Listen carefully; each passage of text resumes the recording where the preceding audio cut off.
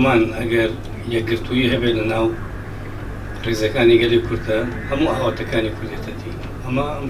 ڕستەیەکی زۆر ئاسانە بەڵام کردداری عملی هەبێت و هەروەها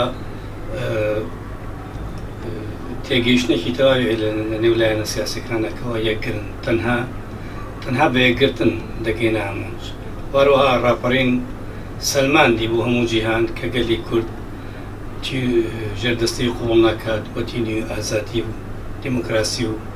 مافی جاری خۆنووسی دەستکەوتی ڕاپەڕین زۆرە ئەو دەستکاتانای دوای ڕاپەڕین ئێمە بەدەستمان هێناوە خۆشبەختانە ئازادێکی زۆر بەرفراوان و باشمان هەیە خۆشبەختانە ئەوەی ئێستا حکم لەسەر ئێمە دەکا سەرکردەکانمان کوردن ئێمە تایبەت بە ئاڵای خۆمانین نەتەوەی خۆمانین ڕاپەڕین دەستی پێکرد شتێکی باش بوو ملەتەکەی ئێمە ناوی دەرکرد ئەو شارانەی کە بەدەست پیاوی خراپەوە و بەدەست حکوومەتی پیسەوە و هەموویمان لە دەستی گرتەوە ڕزگارمان کرد حتا بە شاری کەرکووکیشەوە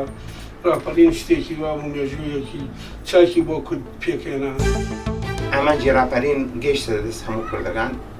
توانین ئەسێری بکەین لە هەموو چوار پارچەی کوردستان بەس ئیمە لێ لە توانەمان هەیە ماوی خۆمان بخۆدە دەستمان